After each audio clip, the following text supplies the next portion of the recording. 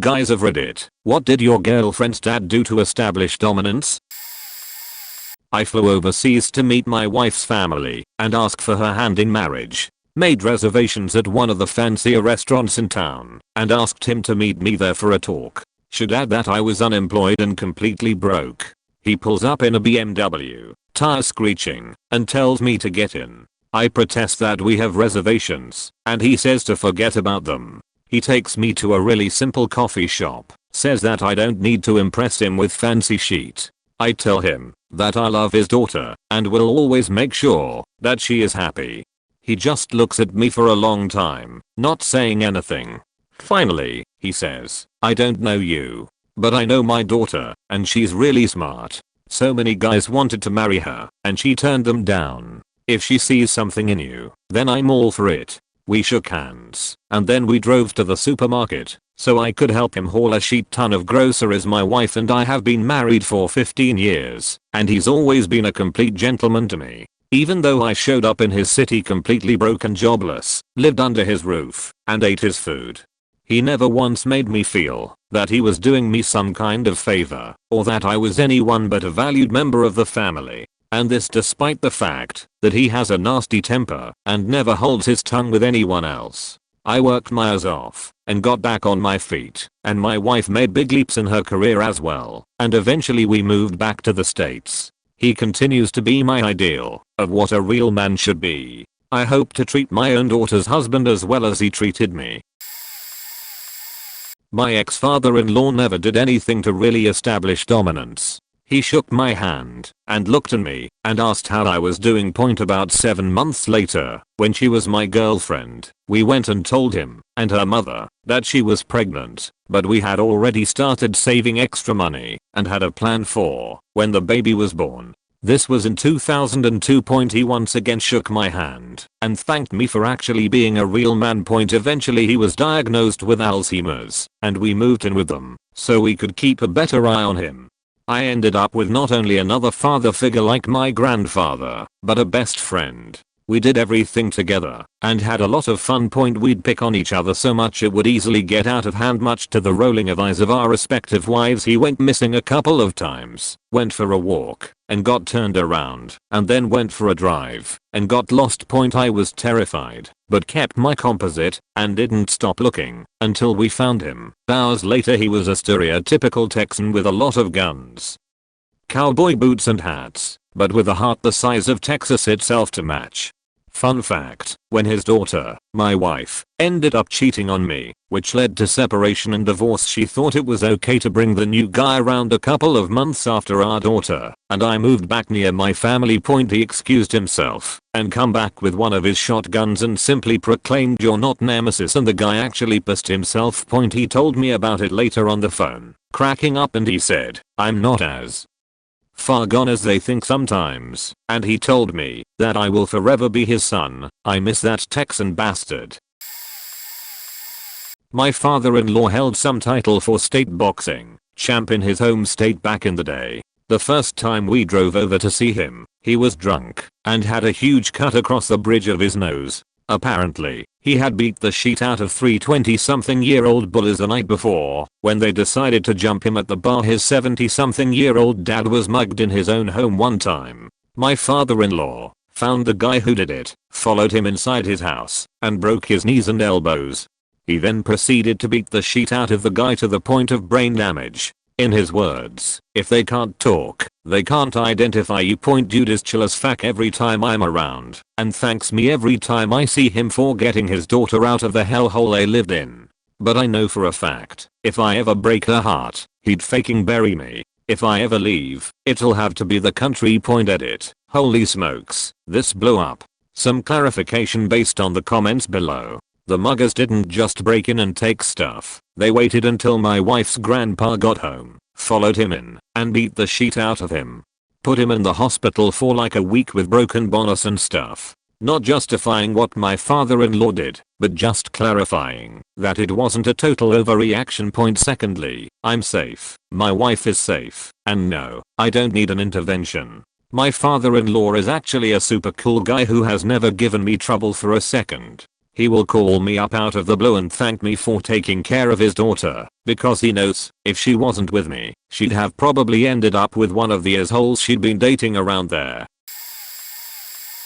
My ex-girlfriend used to know this guy, we'll call him Sam, who just came out, but his dad worked for the military and was overly macho about everything. Anyway, he was absolutely horrible to Sam once he found out, because I guess he couldn't fathom that such a macho man could have such a feminine son or something. Anyway, Sam was at culinary school abroad and was back to visit his dad and partially to also finally come out of the proverbial closet, and invited my ex and I to a fancy dinner at his dad's. My ex was going to be late, so I went in alone and was greeted at the door by the guy's dad. He looked me up and down, grabbed my hand real tight and pulled me in real close and looked me in the eyes with absolute rage. He then started to tell me how he worked really hard to be able to do what he's done, but some people were ungrateful. He then started asking me if I've ever fought a man before and if I had the balls to take on a man twice my size. I was so confused and actually felt really intimidated and out of place.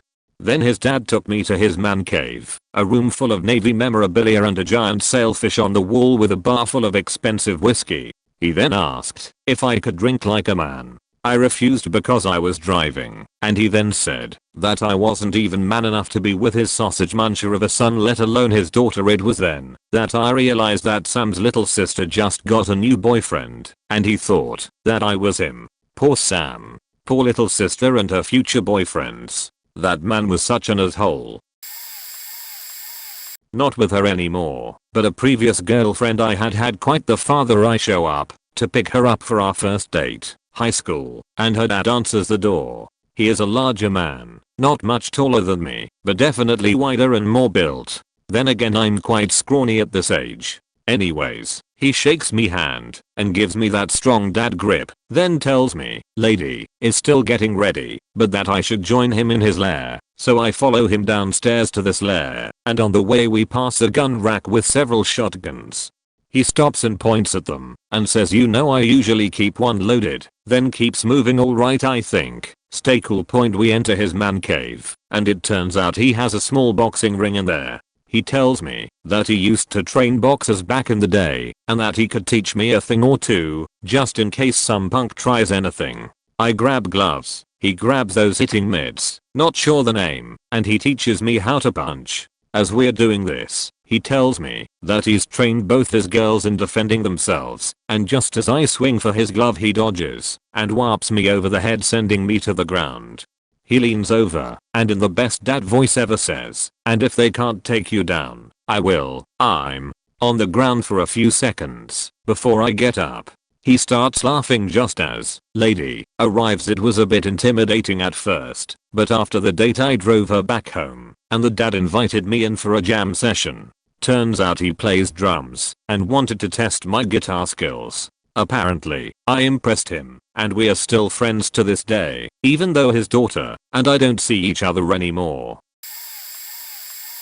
Finally, I can contribute. He challenged me to an eating contest. The food, a burger known simply as a double burner.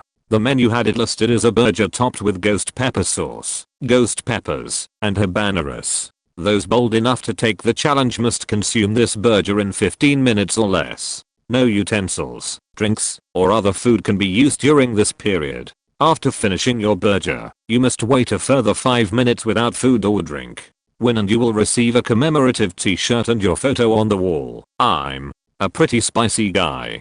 Love some hot food. He asks if I'm down to try it. He wants the t-shirt. My girlfriend immediately says yes for me. I shrug, figuring why not? I kinda wanted to try it anyway. We order the burgers, and the waitress returns with 2 sheets of paper. Waivers. We had to sign waivers to eat these burgers, promising we wouldn't sue if the burgers harmed us physically or mentally, and that we wouldn't try to charge them our cleaning bills if we shit ourselves or tried to drink the nearby lake. This is where I should have realized the burger was serious business.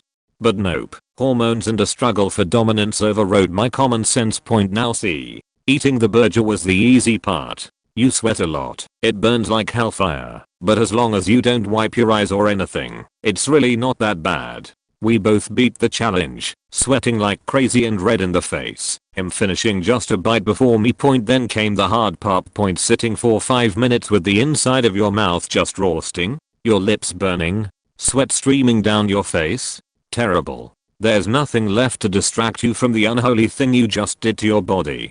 We stuck it out, collected our t-shirts, and had our photo stapled to the wall. It was over. We'd won. Or so we thought. C. It was called the double burner for a reason. Sheet burned going in, burned going out. Should been called the triple burner. It burns your mouth, it burns your ass, it even makes it burn when you piss. I've never bonded with any other human being like I did her dad. Nothing says friendship like hey. Purely medical question here. Does it hurt to piss? Jesus, like a kidney stone. Oh, okay, good. Thought I was about to have a new problem.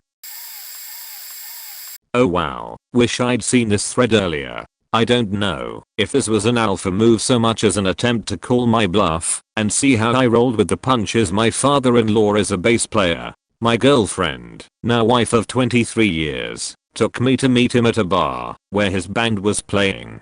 It was a decent sized venue. I would estimate the crowd size at around 300 people. He was on stage when we arrived, so we sat down and watched the set. The band took a break between sets and we met. He introduced us both to his new girlfriend, now wife, and turned to me and said, "I understand you play bass." "Yes," I replied. I had been playing for almost 3 years at the time, but my girlfriend hadn't seen me play yet. "Well, that's great," he said, "because I'd like to dance with my new girlfriend. Would you mind sitting in for me with the band for a few songs?" The expression on his face was dead serious. This was a challenge for sure. For a moment I was caught off guard, but then I heard myself reply, "Sure." So he introduced me to his singer/guitarist and said to him, "See if you can find some songs he knows." Then he walked away to hang out with our girlfriends. The guitarist showed me their set list, and while I had heard of many of the songs, I didn't know how to play any of them. "How many of these have something like a 12-bar blues structure?" I asked. We identified 2 songs that sort of fit the build, but there were some changes I'd have to look out for. The only one I can recall the name of was "Walking the Dog," but I have no idea whose version they were covering. He told me which keys they were in, and that was it. When they took the stage again, I joined them. The guitarist just looked over at me and said, "Watch me for the changes." Then they started playing, and I had to go on instinct to figure out when to come in. Not a perfect performance, but good enough. I doubt most people in the audience even noticed the band personnel had changed. Father-in-law was impressed. And yes, he danced with his new girlfriend. Since then, he calls me big guy, which is I guess a compliment, though I'm not at all a big guy. He seems to really like me, to the extent that I sometimes think I can do no wrong by him. I believe it all goes back to that first meeting and my willingness to take that chance and accept his challenge, or call his bluff, if that's what it was. I had heard nothing but great things about my future father-in-law from his daughters, but I couldn't help but preemptively turning the tables on him. My in-laws lived in the northern part of Germany, so we didn't meet for the first 6 months of my relationship with his daughter. As I get out of the car in front of the parents' house for the first time, it occurred to me we've never spoken. They know nothing about me other than I'm American, and I lived in Europe a few years back. As her father opens the door, I stick out my hand and say in a Texan twinged accent, as if I've only read German from a book what translates to, "I'm very happy to be making the opportunity to meet ourselves for this first time."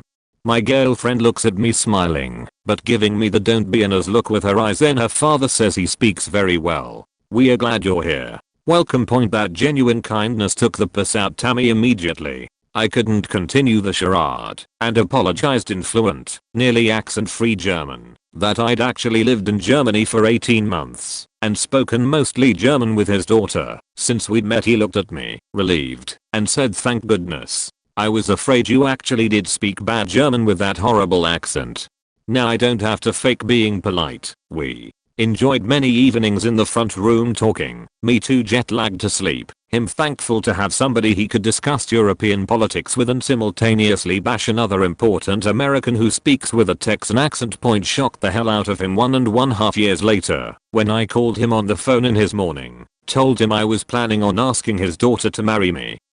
And would he be so kind as to give me his permission? We enjoyed many more years together with late night jet lagged talks until he suffered an aneurysm walking from the bakery to take rolls to his elderly friends who were shut-ins. I miss that man. Girl I dated early in high school, almost never saw her dad, and when I did I had a distinct impression of dislike. I move away, we break up amicably, then after high school I move back. Just passed her a hard breakup. So go back to old girlfriend and we restart relationship. Hanging out at her place watching TV. Dad comes through the house heading to the basement where he's got a man cave. Tells me I should come down. Wants to show me something. 19-year-old me thinks I'm about to get a royal ass whooping as he'd never said more than 3 words to me ever. And I know he knows what I'm doing to his daughter when she stays the night at my place. Go down anyway. Figured just get it over with. Turns out he was a video game playing metalhead just like me and just wanted to talk death metal and video games while we played PS2 on his 55-inch TV in that cigar smoke clouded haven of metal and manliness for 3 hours. Finally come back up and girlfriend's freaking out. Life was chill. We broke up the next year, amicably again, no chemistry, and I wasn't mature enough for a decent relationship. Then, a few years ago, we start hanging out as FWBs due to mutual dry spells. FWBs turns to relationship #3, and given that it's lasted this long, seems like we've got it right this time, now that we're in our 30s. Don't see her dad often, but when I do, I always bring extra cigars, so we can have some stoges as we talk metal and games. I will be so buried at this point, but I feel I should share my own technique. I'm not going to do anything but be nice. Why? Because if I treat the boyfriend badly, my daughter will comfort him. If I forbid her from seeing him, she will bang him that very night. Nothing turns a young girl on more than forbidden love. If I act strange or mean in any way, she will hide her future boyfriends from me to protect them, and I won't know who she's dating ever again, and I won't be able to protect her.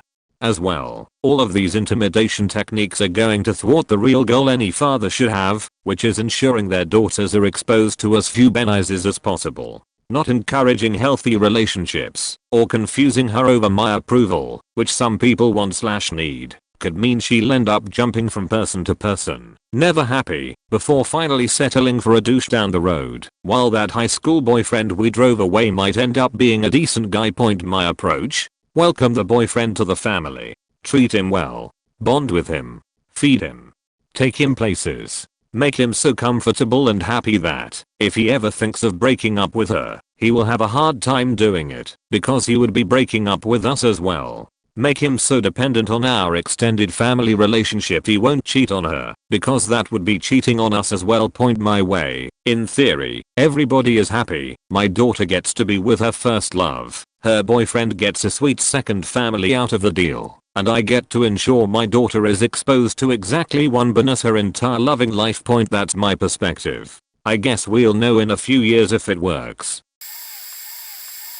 My now wife comes from a very strict Mormon family, and when she reviled to them that I wasn't, it caused lots of problems. Her dad had a pretty high up position within the church, and took God very seriously. He was also an ex-Marine, who had a tour in Vietnam, and recently retired from the highway patrol. Pretty much everything about this guy screamed high intensity and high dominance. When I first met them, he gave me the hardest handshake I've ever experienced in my life, followed by a deep stare that found its way to the bottom of my soul.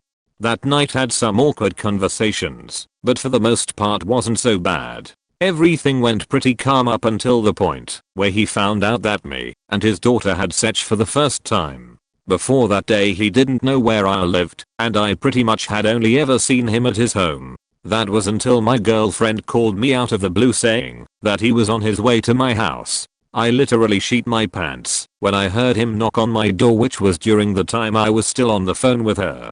Apparently, he was able to track down where I live through some connections he still had with the police force or something. So I brought myself together and let him in for the longest hour conversation of my life. He pretty much gave me the whole speech about God and how I pretty much defiled his daughter. The only phrase I said the whole time was yes sir and sorry sir, because I was frozen the whole time. After all of this, my girlfriend and I did break up for a couple weeks to try and recover from what had happened, but later did get back together.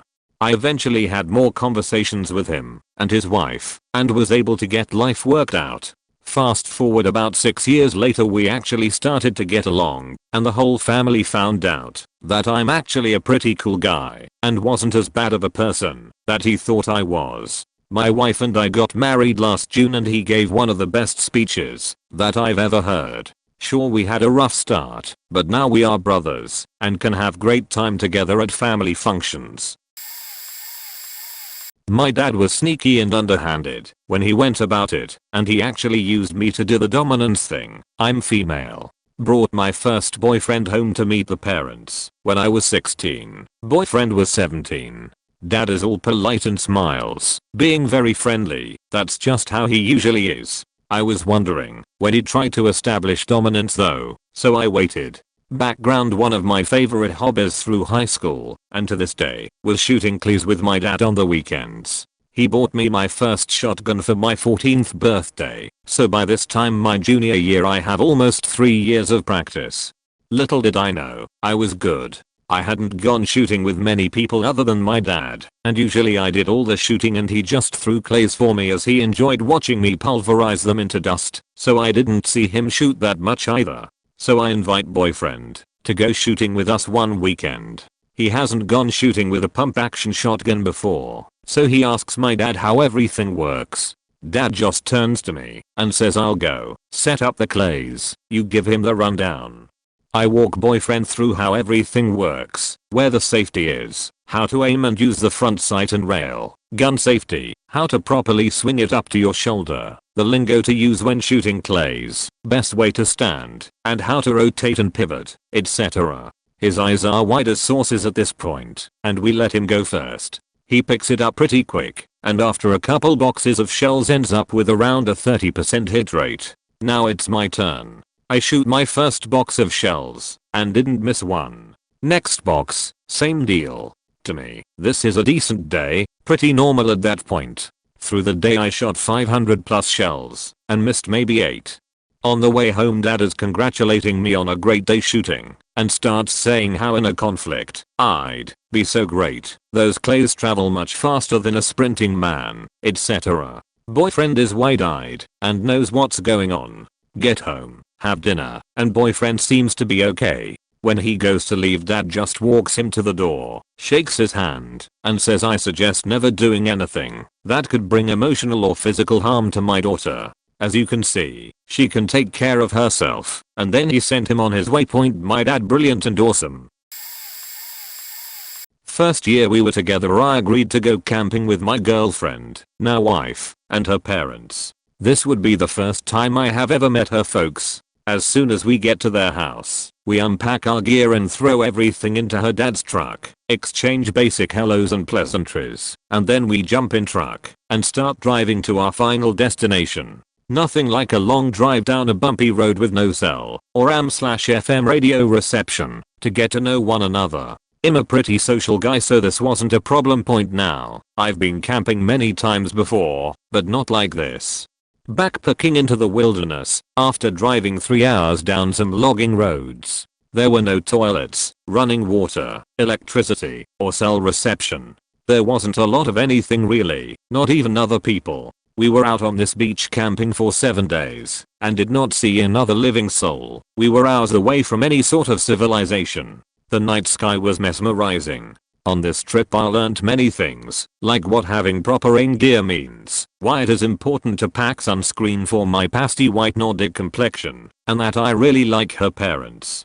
It was a fantastic trip overall. On the way out we were carrying all of our stuff back to the truck and I helped her parents with some of their gear as well. Her dad just looks at me and says, "Here, hold on to this for me would you? Just be careful with it." It was this 1 meter odd, wrapped in a wool blanket secured by a bungee cord. My curiosity was mildly spiked, but I didn't ask, I just carried on. Back at the truck I ask my girlfriend, so, what does your dad keep in that wool blanket with the bungee cord? He asked me to be careful with it. She looks at me with a blank almost white stare, and says he let you hold it. That was his rifle, he keeps it loaded. Just as she says it, her dad, who was standing 2 meters away loading things into the truck, looks back at me, smiles, then jokingly says, just in case I didn't like you. I was a young second lieutenant, fresh out of the academy, on my first duty assignment. There was this 50s themed restaurant slash bar in town, where the waitstaff wore cardigans and slacks, men, or fuzzy sweaters and poodle skirts, women. One of the girls was cute as heck, and I figured my shiny new bars of gold gave me a leg up on all the other soldier boys who probably hit on her. So I chatted her up, made her laugh with my sparkling wit, charmed her with stories of military life, and eventually gathered enough courage to ask her out. It was probably due to temporary insanity and or a sudden bout of food poisoning, but she said yes.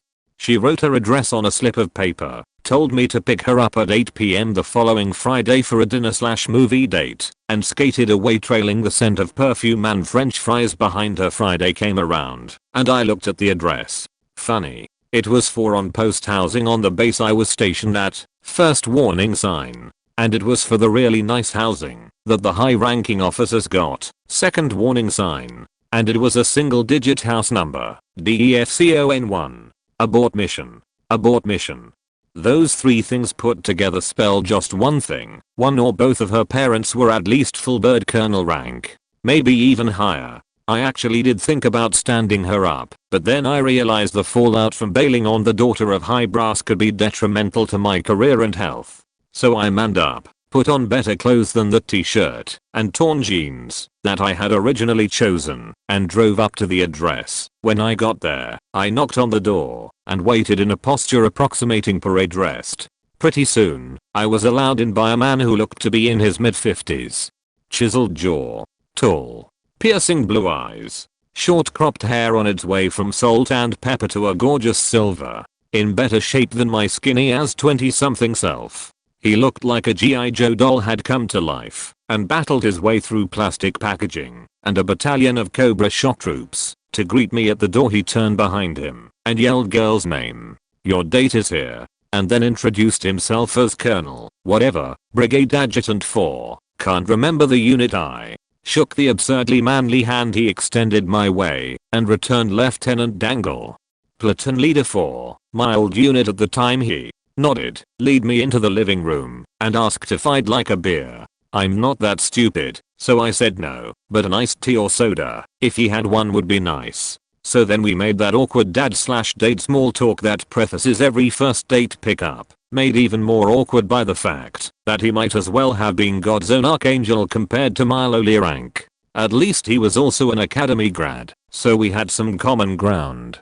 Just as my date was coming down the stairs, he leaned toward me and said, "You do know she's only 16, right?" Faking. Ice water in my veins. Adrenaline surge. Fight or flight reflex. Heart beating like a hammer. Internal monologue. 16. I thought you had to be 21 to work at a place where they served alcohol. I'm fac. I looked him right in the eye, just as she down the stairs, and said, "No sir, I was unaware of that fact. I'll have her home by 10 p.m, sir." She heard me. If looks could kill, no Kevlar vest would have helped him, or me, at that moment. She was pissed that her dad had given away her age. She spent the rest of the extremely platonic evening complaining about how he always ruins things. We had a perfectly lovely dinner, followed by a walk around a local park. No movie caused a short return time. I got her home at precisely 10 p.m, not a second early or 8-point TLDR. Asked out a waitress when I was a 2LT in the US Army. Met her very high-ranking dad when I picked her up at her home. Found out she was 16. Put plans for anything other than a handshake and a thanks for a lovely evening on hold for at least 4 years. My fiancée and I had been dating long distance after meeting through an online game. She was in college at the time and was living at home, so her parents were understandably suspicious of the situation when I was flying across the country to visit.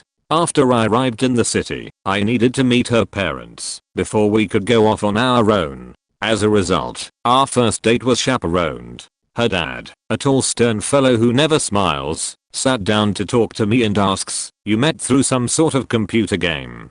Is that correct?" I was certain he was going to accuse me of being a murderer with the grim look he gave me. Then he said blankly, "I don't know anything about all of that, but what is your preference between Marvel and DC? I'm talking about Silver Age or Bronze Age. I've found very little of value from either camp after 1985, but there are certainly occasional arcs that are worth reading." It was the strangest thing, because he ended up assessing my G-cred from the lens of the 1970s and 1980s.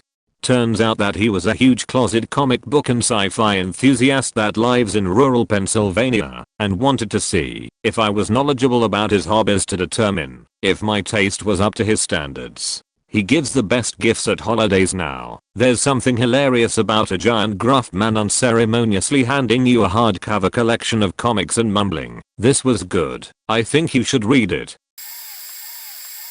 So my girl's family finally found out she was seeing someone. She was 18, fresh out of high school, and I was 25. Initially they were upset she didn't tell them, and I kind of threw her under the bus, because I wouldn't have minded meeting them. Fast forward to meeting them in a park for sister's boyfriend's birthday. I had been told stories by my girl about her dad, how he tries to be intense, his stories of rights he's had, his anger issues lead to divorce, never anything to his family though, always alterations with other people. But he was also a gun and knife enthusiast. So I had brought this pocket knife I found with Japan steel stamped on it. Looked vintage. I shook his hand, introduced myself, and gave him my offering. He was pleasantly surprised and intrigued with the knife. Then the pinata came, and when it was my turn, he blindfolded me and stuck the rope around my neck, haha. Jokingly of course, and we all laughed. Now me and him get along well, as I do with the rest of her family. Him and I talk about knives, guns. He helped me build my first AR-15. We go shooting together and have a hunting trip planned in 2 weeks. I respect him greatly because even though the divorce was his fault, he gave the house to his ex so the kids can have a place, and lives down the street and is still on good terms with everyone. My own father ran away to Mexico, leaving my mom with 5 kids to raise, so this sheet strikes home hard. So, even though I was supposed to be intimidated by his history of anger issues and being in so many fights, straight up bashed someone with a rock, he is a really cool dude, has worked on his anger issues, and makes for a good father.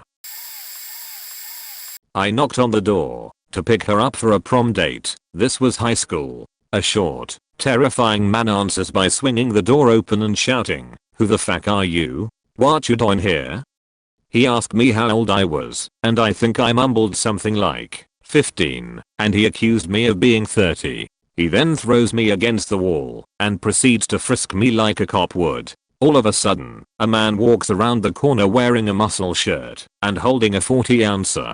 They both start verbally abusing me, calling me the N-word, and accusing me of being older than I am. This second man was apparently the Godfather. The dad tells me he just got out the joint and tries to calm him down. The Godfather whips out a faking gun from his waistband and screams, "I just got out the joint, and I ain't going back." He points the gun at me and quoting Ludacris. When the dad tries to calm him down, the Godfather starts waving the gun between me and the dad. Thankfully, my date's mother intervened. She was sweet and even complimented me on my red shirt. Just before she can get to the door and save me, the dad asks me if I'm a virgin. When I say yes, he says, "Keep it that way, ain't gon' be no faking." Just as I turn to walk out, the faking crazy maniac Godfather asks me, "You ever made love to a man?" I said, "No," and he replies, "You want to?" Later on, I found out they went to Cuba for work, so I didn't have to deal with them anymore.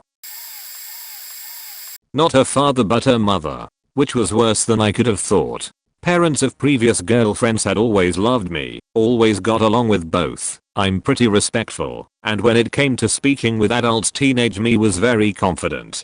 Fast forward to my senior year, I had a couple of tattoos, smoked, on 2 wheels, so I thought I was pretty badass. Well, the new girl is a year and a half younger and a grade below me. She's about the exact opposite of me. which I was fine with. Never had a type, and she was very cute and smart, and had something I hadn't ever seen in anyone else. Blah blah blah. We start dating more or less. Things pick up speed pretty quick. First time I met her mother, she was coming home from work and we were making out on the couch. We heard the garage open, so we fixed ourselves up. I went to introduce myself, and she didn't seem to give two shits who I was. This kind of threw me aback. I was always used to giving handshakes and hugs to new parents. All in all, her mother wasn't very welcoming. Flash forward a few months, and we end up getting caught and doing the act, a day which will haunt me for many more years to come. You see, her father never found out, because her parents are divorced, and her dad didn't see her too often during that time. Wasn't until later that started rekindling their relationship. So to wrap this up, her mother sits me down and has an hour-long talk with bullet points and goes on about responsibilities, respecting her daughter, respecting the house, family time. She thought I was taking her away from her sister, which didn't help because her sis was the brattiest thing I've ever met and hated my guts. All in all was just the shittiest conversation I've ever had. Most guys I'm sure would have ran off, but I decided not to be defeated like that. So I basically sucked up the abuse and did whatever I had to do for the next year and a half to get her mother and sister to tolerate me. House sitting, taking care of the dog, picking up the sis from school, etc. It's been almost 4 years and things are pretty great. I'm no longer the evil boy who was taking daughter/sister away. He simply stood up. I had already met her mother, who was very kind and inviting, and the following weekend was invited over for dinner. Now I'm Italian and my girlfriend's family was 100% Sicilian. Now, most pure-blooded Sicilian men aren't the tallest men in the world, though in the past one had other reasons to be weary of meeting Sicilian fathers, and I'm a relatively bigger guy, at that time a notch over 6'3" and about 215 with massive hands and feet. As soon as I walked in the house and said hello to her mother, I asked if I could go introduce myself to her husband. He was sitting on a sofa with his back turned to me, and I walked around and looked at him and said, "Sir, my name is, and it's a pleasure to meet you," while sticking my hand out. It was darkish in the room, and I was looking him in the eye. He stood up while I was speaking, and though I wasn't too close, I was still forced to back up. He was 7'1" and a solid, literally and figuratively, 300 plus pounds of muscle. My huge hand was enveloped like a doll's would be if said doll was shaking hands with Shaq. He was extremely polite and knew he didn't have to say a single intimidating word or make any fatherly threats. This man could have crushed me with a sneeze, he was so huge. Turned out to be one of the kindest, most gentle men I've ever met, and we had a great relationship in the several years I dated his daughter. But looking back, I'm 90% sure he had planned to surprise me in that manner, as the TV in the room was off, lights were dim. He was sitting on a couch where his back was turned away from the entrance, while there were many other couches in the room. And he did not have a book or cell phone or anything to read or do. Just sat there waiting for me to approach him. I had been dating my now wife for a few months at the time this happened. He did not like me at all at first. One word answers to questions, generally ignoring me when I was at their place, etc. I'm white, and my wife's family is Hispanic. I'm the one that loves hot things, and they typically don't, at least, not to my level. One night we were over at her parents' house. They live in the same city, so this was a regular occurrence, and they were making nachos for dinner. We were all sitting at the table, and my wife's mother put 2 jars of jalapenos on the table and said, "This one is hot, this one is pickled." I normally go for the hot, but for whatever reason I just wasn't in the mood for spicy food that night, and grabbed the pickled ones and started putting them on my nachos. My future Phil picked up the jar of the hots, and while staring me straight in the eye, started spooning them out on his plate. Point of course, this was a challenge, and I couldn't let it pass. So I picked up the jar when he was done and started adding them to my plate in equal measure. We would eat jalapenos bite for bite, neither of us backing down until the jar was empty. Neither of us showed any sort of reaction to the heat. As expected, I suffered the next morning from those peppers, and a few years later he owned up to me that he was hurting the next morning. After that, he started easing up on me, and now we are great friends. He's a good guy, and all he wanted was the best for his little girl. My wife and I have been married for 11 years now, and we get together often for dinner and other occasions. We have not, however, had another face-off. A girl I dated in college brought me home to meet her family on her and her father's shared birthday. He's a massive Polish guy who looks exactly like Liev Schreiber. He explained to me that he built a boat by hand, sailed it from Europe to America, and crash landed on the East Coast and only stayed in America cause he met the woman who would become his wife. He also mentioned that he served in the Navy and worked on a SWAT team for a considerable amount of his life. Now he lives in a tiny town in the middle of the desert where he makes custom titanium knives for upwards of $200-300 Q piece.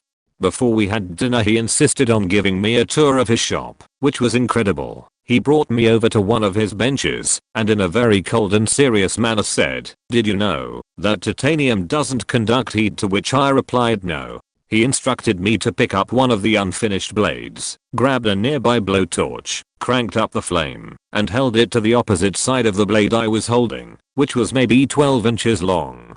Without breaking eye contact, and in his thick Polish accent said, "Since titanium doesn't conduct heat, as long as you don't move your hand, you won't be burned." He continued to hold the torch to the blade until it was bright red, while I was trying to remain calm and making dumb remarks like, "Wow, that's so cool, and I never knew that." Just bullshit to make it seem like I wasn't spooked as shit. After what felt like forever he took the torch away, chuckled and said, "You did really good." All her other friends usually freak out and drop it. I guess I earned some respect that night. Too bad me and her broke up a few weeks later. Her dad was a really rad guy.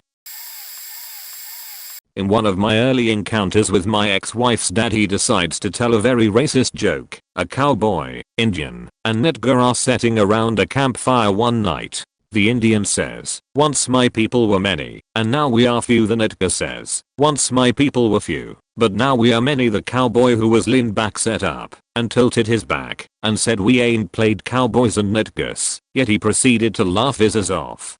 I proceeded to explain that black cowboys were a large percentage of the cowboy population and made significant contributions to the establishment of the Old West and what would become the United States. This seemed to confuse her father. Some backstory: he's a big time redneck, into anything to do with hunting, fishing and generally killing things. He's 6 feet 2 inches and brags about how all his friends were 6+, and how people would cross the street when he and his pals were walking around.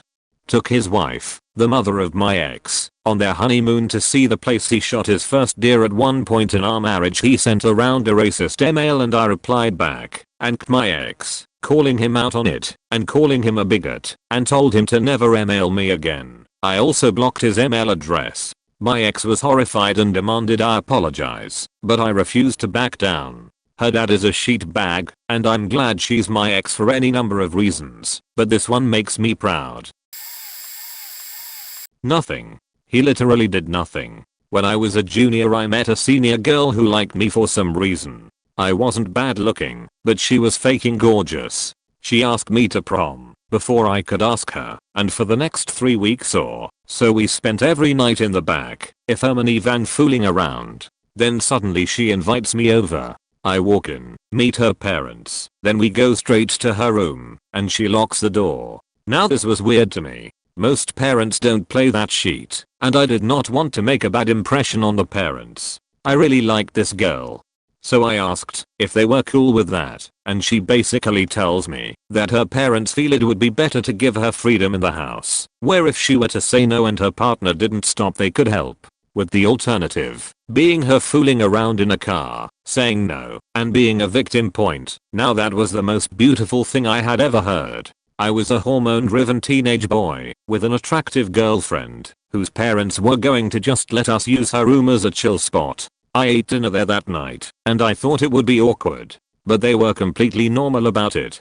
In some ways it was a little odd, and the dad had a bit of a cautious look, but it was just normal dinner. Plus, I was a lot bigger than her dad. Point. But that being said, he didn't like me at first. He wasn't very vocal about it, but he avoided talking to me as much as possible. It was like that for at least 2 months until my girlfriend got sick one night. It was a weeknight, so it was a school night and a work night. Now as much as I love this girl, there was one little thing. She was kinda a wuss. If she was even slightly sick or hurt, she went into help me mode. I didn't mind. It was oddly nice. It made me feel wanted. But anyways, at almost 9 PM she texts me and asks me to pick up some anti-nausea medication for her because her parents were already going to bed. I didn't have a car. She lived 3 miles away. I got my skateboard, picked the meds up, then came to their house. Her dad let me in and gave me the normal hey followed by him walking away. I went to her bedroom, got her tea and the meds, emptied her pool bucket, and sat there all night with next to no sleep happily for her. Her parents went to work without seeing me, and eventually I had to go to school, so I left her there alone. They didn't even know I had stayed until a few days later, when her dad answered the door. He lets me in, then pats me on the back and simply says you're a good guy for staying here to make sure she was okay. I'm glad to know that now. And after that he never gave me the slightest of looks. Maybe that was a bit of a ramble for a sheet answer, but it's nice to look back on that time in life. It was so simplistically nice. I have never had another relationship that I was so committed to, and they treated me like family for the rest of that time. It really gives me hope and works as a reminder to get out there. Oh yay, finally something I have a good story for. Okay, so this was high school. Me and this girl had been dating for a while and we were faking, of course. Well, her mom and stepdad find out and let her dad know. He calls my dad and tells him he wants me to come up to his house the following Friday night for a talk. Of course my dad tells me I'm gonna die and all kinds of shit. Anyways, I get up there that Friday night and I knock and walk in like normal, and there's my girlfriend sitting on the couch looking uneasy. Her dad's in the kitchen and he calls me in there. Points sitting on the counter are all the ingredients to make a German chocolate cake completely from scratch. He goes on to tell me that he knows and that he's not happy about it whatsoever. This dude was intimidating as fuck, by the way. He continues to tell me how I'm going to make him this German chocolate cake from scratch because it's his favorite and he needs something to calm him down, and that it better be the best one he's ever eaten in his whole life. I'm 16ish at the time and had barely ever cooked shit. I grew up in a house with 3 older sisters and no brothers. Cooking food was not a concern. You'll better believe I turned into Betty Crocker incarnate. And that cake looked delicious. He had a few slices and took me outside and told me he really wasn't that mad and that they all liked me, and obviously it was something his daughter had wanted to do as well. Such a relief. We talked a while and even had a laugh before we went back inside, and I'm feeling great. Asked for a piece of cake when we got back in, and he told me I was faking crazy if I thought I was jetting some of that cake. When I was 17 I started dating a really nice girl in high school. I didn't know this at the time, but her family was filthy rich. At this point in my life I was a totally happy-go-lucky stoner. I loved talking to anyone and everyone, and only saw the beauty of the world. Her father was a VP for an oil and gas firm. He was very used to getting his way when he wanted it, and was never to be questioned. Fast forward to when I met her father. After some quick pleasantries between myself and the family, her father asked me to take a boat ride with him. I was used to a normal fishing boat and thought it would be a nice moment to get to know him. This was not your ordinary fishing boat. This was a water chariot that made every boat I'd ever seen look like a paddle boat. He starts the ride off nice and slow, but eventually starts zooming around the lake going around 90-100 miles per hour. He meant this tactic to induce fear into me, but the whole time I was loving it. I felt like I was on a roller coaster and the joy was written plainly across my face. After a few minutes he stops the boat and we start up some small talk. The conversation eventually turns into him making an indirect threat at me. He said something along the lines of, "I love taking people out on this boat. I get to show them true raw power. I'd like to think I'm the same way as a father. If someone upsets my daughters or tries something funny, I'd love to take them out on the boat and show them that power. I don't think it would feel too good falling off this boat at its top speed." Now this obviously was a threat at me to treat his daughter right. but I don't know if I was high on life at the moment or what, because the implication of the threat went completely over my head. All I could even talk about was how much I loved this boat. I guessed he assumed the threat went through because we headed back to his house. Eventually myself and his daughter did split up, but it was on really good terms. We are still close friends, and I'm even closer friends with her family. Her father loves me and has let me sit in on the threats to her new boyfriends. The fact that it was a threat didn't even set until a few years later, and I thought deeper into our conversation. TLDR dated a new chick. Family super rich. Father took me on a boat and told me he's powerful as shit. Stoner me didn't see the threat that was meant to be. TLDR, one of the first relationships I had was with a gal whose stepdad was straight out of a western movie. A lanky man with leather skin and stubble greeted me at the door with just his boxers on, a lowball glass of whiskey, which he sat down, a cigarette, and a shotgun. Cliché don't touch my daughter. Ensued. Context: I'm from a decently wealthy family, but tried very hard to experience life without those blinders. This will be important. This girl was a checkout bagger with me at a grocery store. We hit it off. I go meet her real dad, and he's one of the softest guys I've ever met. Nice, but soft. Like a real life Ned Flanders. Then I go meet her stepdad a week or so later. I ring the doorbell at about 5 PM on a Friday and she answers, jacket on and purse in hand, like we were just going to walk out hastily without saying hi to her family. I'm anxious about it like any teenager would, but I'll be damned if I'm going to be rude. She gives me a look like kill me and just sorta slinks to the inside of the entrance to the house so I can see, in full view, her stepdad sitting on the couch. Their family is your typical white middle class family. So when I walk in to take her on a date and see a lanky man with leather skin and a harsh 5 o'clock shadow and just his boxers, smoking a cigarette with a low bowl filled halfway with Jim Beam bottle right next to it, and a shotgun he just finished cleaning, I was quite surprised. This is where context matters. I always tried to ignore any socioeconomic flags. You don't want to come over to my house, it's not nearly as nice. No, fuck that, I do. It's not about nice, it's about experiencing each other. This one, however, I had no chance at hiding how completely out of my element I was. The guy takes a puff, ashes it, places the low ball glass down with a clink and positions the shotgun in a way that says I could have this barrel loaded and pointed to your head in a second, but not quite pointed at my person. He opens his mouth in the most Clint Eastwood of ways with a deep voice that's weathered from the tobacco smoke from past decades. That's my daughter. You'll have her home by 10 PM or we have something to talk about. You don't want that conversation. Keep her safe. Keep your hands off her. And just walked away.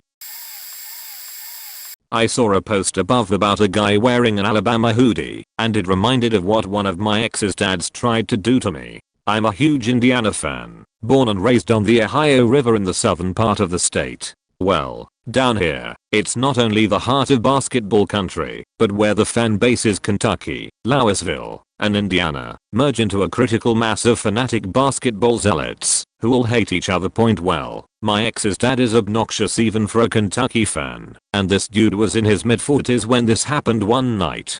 They had half basketball court in their backyard, and, after dinner one night, I showed up, and he immediately started talking shit, as this was an especially atrocious year for the Hoosiers, when they'd only win 10 games, after getting wrecked by the NCAA for some extra text messages. I didn't even play basketball in high school, due to football, track, and other recas, but, like everyone else in the Hoosier state, I play fundamental basketball that was hammered into me by a dad who loved football, but worshipped at the altar of Robert Montgomery Knight. Well, this guy actually played basketball in college. However, that was 30 years and 75 pounds before this day. Even if he had 2 to 3 inches on me, I'm 6 feet 1 inch. So, I said, screw you. I'll wear you out in ball right now, old man. Flash forward to 30 minutes later, and it's 9-9, in a game to 11, with 3s counting as 2s. Old timers play dirty as hell, so I was pissed it was even that close, but it was my ball, and I'd been setting up a move all game by just driving to the basket and utilizing my simple, yet effective, post moves. I loved Michael Jordan as a kid, and the steel layup steel jumper over Russell sequence is ingrained in my soul. It played out just like in real life, but my non-push off resulted in him flat on his back at the top of the key like the old women in The Help, I've fallen and I can't get up commercials. Well, we already hated each other, thus, just to rub it in, I stuck my hand out, like I was going to help him up, yanked it away at the last second, pulled up for 3, and drained it. I just held my follow through in the air like Reggie Miller as I walked off the court, yelled at him, nothing but net in more than one way, old man.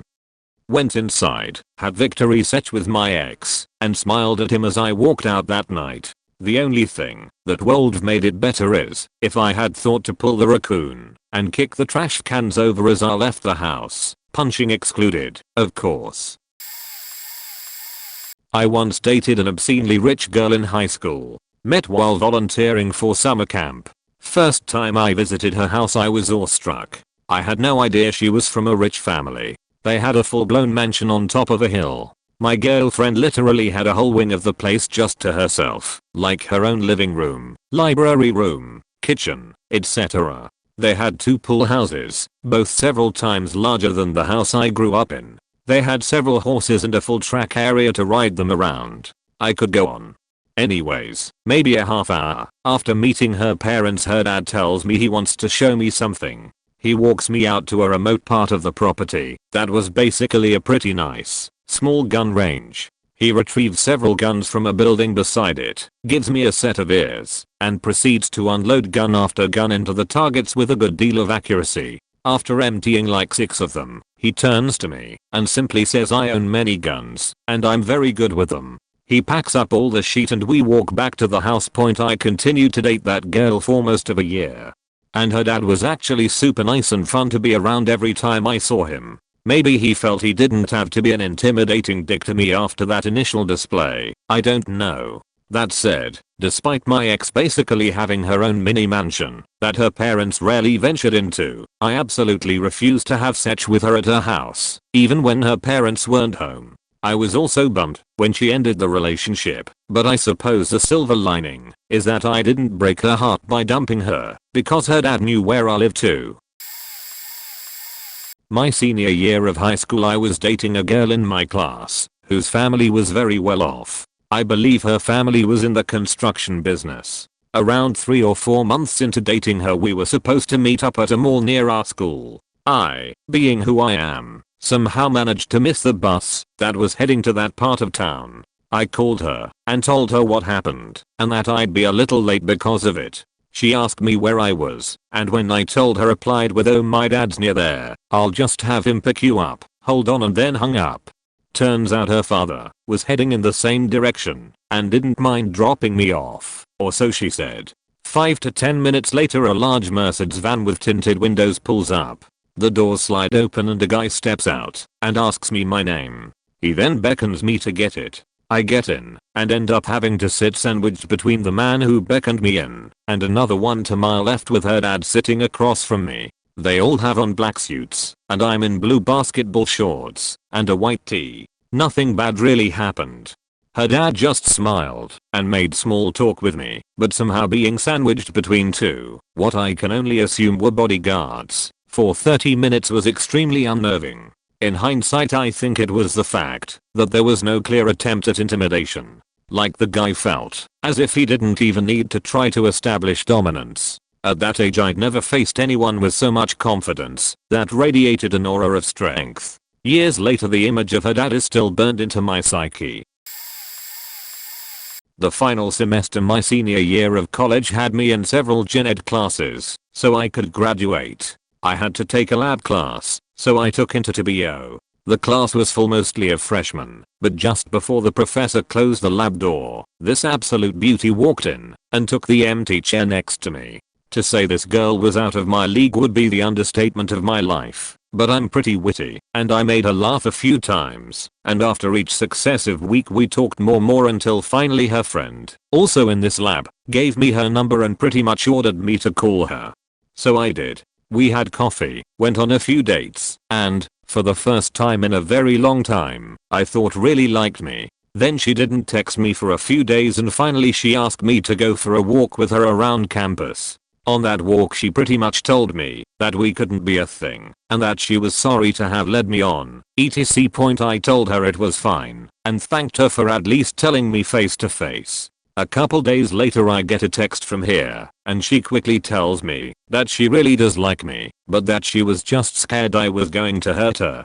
I assured her that would not be the case and in short order we started dating for real. Now to come full circle. I was in a fraternity in college, and one of the things that we had to memorize when pledging was the name of all 17 founding members from the full semester of 1978. When my girlfriend was hanging out at my apartment with me one Saturday, she started asking me questions about my fraternity by name. This was odd, because I never told her which one I belonged to. Matter of fact, I'm pretty sure I never told her I was in a fraternity period. So after a few of these questions I asked her where she learned this stuff about our fraternity, and she told me that it was her dad. Her dad. What? How? Who? The gears were turning in my head. Then it quietly dawned on me. Her last name was very unique, but I was no sure I'd heard it before. I got up and walked into my bedroom, dug through my closet, and found the black binder that was my pledge book. I flipped through the pages until I found the page dedicated to the charter members. 10 names down I confirmed my theory. There was a guy named Harwood with her same last name. So I put the book back in my closet, walk out to the living room, and ask her, is your father one of the charter members of redacted Greek name? Without missing a beat she says yup. Like there was nothing to it. I asked her when she had planned on telling me this handy piece of information and she just kinda shrugged. So I asked her if her father knew of me and if he knew I was a member of the fraternity he founded. Again she nodded and said he knew about you before we started dating. He asked his brothers to find out what anyone knew about you. She continued, but I'll mention this bit of context. I didn't know it until a while after we had been dating, but she suffered frequent headaches and the source of them was her previous boyfriend, a Marine, who bashed her head against a brick wall because he thought she was cheating on him. Her dad knew of her abuse at the hands of her previous boyfriend. So she tells me that her father basically got his brothers to talk to their little brothers recursively to get any and all available info about me. She told me that her father finally told her that I had been vouched for, and that was when she finally put her cards on the table and told me she wanted to date. TLDR. Girlfriend's father founded my fraternity and completely investigated and finally vetted me through my brothers. I had no idea. Okay, I'm late to the thread, but I finally have a good story for one of these. When I asked my now ex-wife to marry me, she asked if I had asked her father, which I found surprising, since she was very much a modern non-traditional woman in almost any other way. She said yes, but I knew it would make her happier if I had her dad's blessing. Her dad was a tourist fishing guide in Chicago and had all the machismo that came with it, the Chicago accent, swagger, look, everything. He was also well built and took care of himself. I called him to meet up and he said he was at the docks on his boat, so I drove there and boarded. I asked if we could talk and he cut me off asking if I could grab a rope that was tying the boat to the dock. Then he had me tie down some stuff. Before I knew it, I was helping him get ready to take the boat out on the lake for an unexpected ride. I couldn't tell if I was sweaty and shaking because of the work or nerves, but I followed every command. Soon we were heading out into the lake fast, so fast and loud that we couldn't talk. He had never given an indication of what we were doing or where we were going. Finally we reach a stopping point and everything is quiet. I again ask if we can talk and he says yeah, in just a minute. First help me with this. He emerges from below deck with 2 huge cinder blocks and I help him hoist them to the front of the boat. He hands me a rope and asks me to tie them together, but leave a lot of extra slack. I do. As I tie them, he produces 2 folding chairs and sets both up, sitting in one. I finish tying and he has me sit in the chair next to him. At this point I'm totally exhausted and nervous as hell. I'm also randomly thinking about if I park my car legally to be gone this long. We sit quietly for a bit before he finally says, what's up? Do you have something incredibly important to ask me that maybe you should have asked earlier? In my best friendly and not thinking I'm going to die mafia style voice I ask if I can marry his daughter. He looks at me dead faced and then smiles. Oh, sure. Let's have a beer. When I was 13 I moved countries, left HK, moved to USA, and my parents decided to allow me to go visit where we had left. I was staying with some family friends, but I was allowed to go for sleepovers at a couple of friends my parents knew. This was especially important because the family friends weren't there for the first few days, so I was staying at my best friend's super cute girl. Definitely were both inching towards dating, as you can when ICQ is really the only way you can chat anymore. Place. First day at her place, I arrive about 9 AM off the plane and from the airport. We are hanging out in her room, listening to music and chatting. Her mom is around and lovely. Suddenly her stepdad almost knocks the door down, screaming as loud as he can in his faked accent. Huge Scottish dude, what I think I'm doing in her room? Don't I have any boundaries? What am I even doing here? Etc. Tells me to get up, literally drags me to the front door, and tells me to get lost. I look down at their dog, and he yells, "Don't you faking dare make eye contact with my dog." Point needless to say I'm now scared shitless.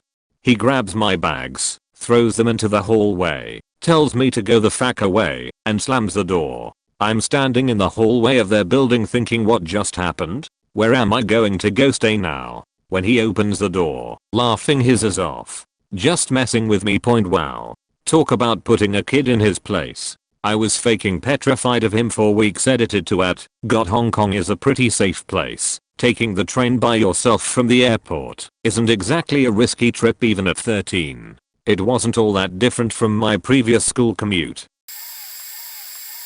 I've got a few, but the best were in regards to my girlfriend's new car. I decided to help her out with the down payment because she had helped me out previously a few times with some smaller things here and there. She tells her dad about this nice thing that I'm going to do for her. Dad immediately says he'd love to help her out too, with exactly double the amount that I was going to give her toward the car after the car is bought. A few months later, it's her birthday.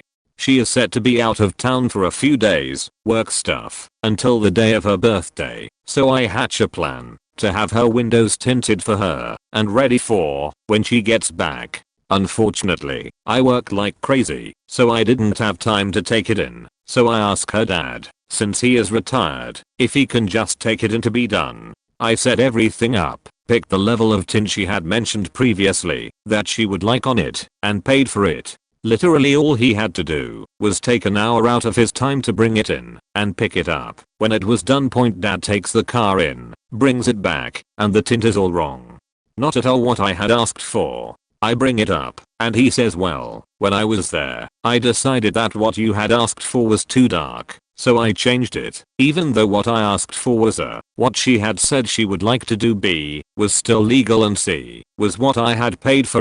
Ditto. Add insult to injury. We both went to pick her up from the airport in the car, and when she sees it, says, do you like what we did to it? And when she replies yes, says, that's nice honey, I'm glad. I have something else that I bought for you that I'll give you when we go out to dinner tomorrow. I just stand there dumbfounded.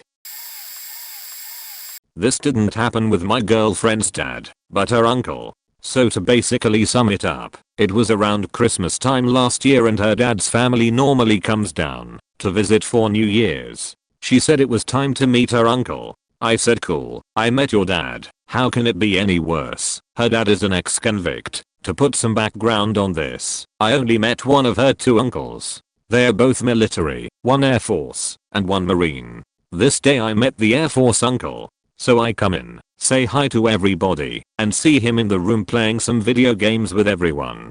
They have LAN parties when they come over, and it's pretty neat. I put my hand out for him to shake it, and said, hey, it's nice to meet you. My name is Andrew. He gave me a super stern look and hesitated to shake my hand for a good second or two. When he did shake my hand, the guy squeezed my hand so goddamn hard. Mind you, he is much larger than I am. That handshake told me everything I needed to know.